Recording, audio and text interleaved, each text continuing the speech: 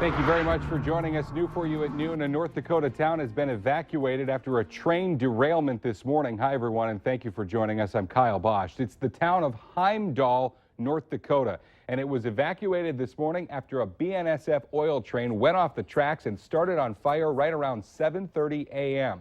Now, that town has about 40 people and is located about 50 miles east of Minot. BNSF says the train was carrying crude oil and that initial reports from the crew indicate there are no injuries. Fire crews from Harvey, Fessenden, and Maddock, North Dakota have all been called in to fight the fire. Emergency officials say 10 tanker cars are burning.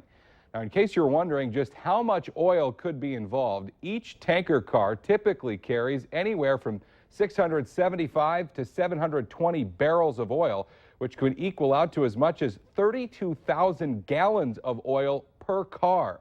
Now, witness Jennifer Willis lives about a half a mile from where the train derailed. She sent us this picture of the scene. She was evacuated from her home this morning. She says the closest they've been allowed is about 1/8 of a mile and that you could feel the heat. Now, the North Dakota Department of Health has issued an advisory for anyone in that area with respiratory conditions like asthma. They're being told to stay inside and close their windows.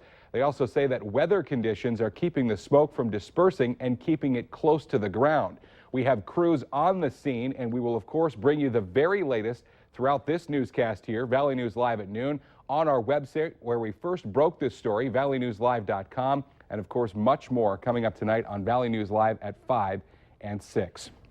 Crude oil prices are going up again, resulting in higher gas prices around the nation. The price for a barrel of crude oil traded above $60 yesterday, the first time that's happened this year.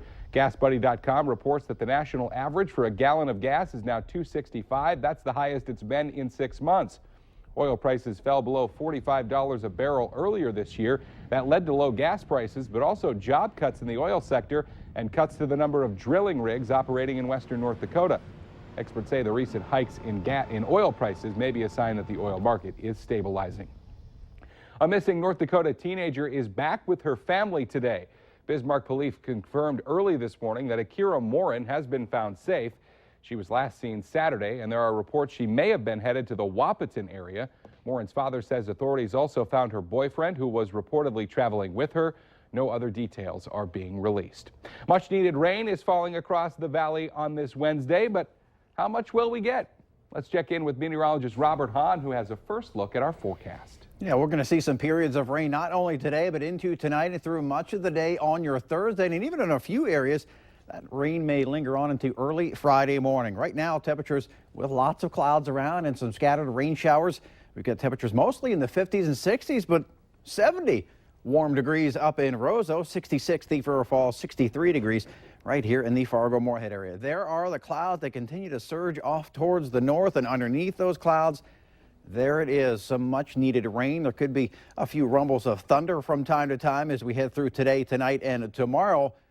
And again, much needed rain, half an inch to an inch of rain, not out of the question for most of the area. And if we do get some thunderstorms rolling on through, and there is a chance of those, some areas could receive 1 to 2 inches of rain before all is said and done. Today, breezy, good chance of rain. Tomorrow, breezy, an even better chance of rain. So if it's not raining in your neighborhood right now, chances are you're going to see quite a bit of it as we head through the next 48 hours. The weekend is right around the corner. It includes Mother's Day and the Fargo Marathon. We'll have the details on that forecast in just a few minutes. All right, Robert, we'll see you then.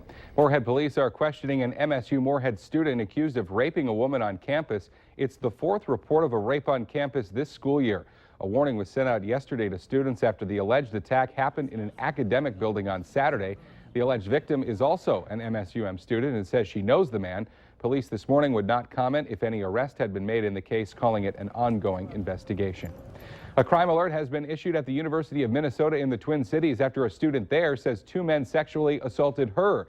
She told police she was on her way to the bathroom at Sanford Hall, which is a co-ed dorm, when they offered to walk her back to her room. The woman said once inside the room, they threatened her with a knife and attacked her.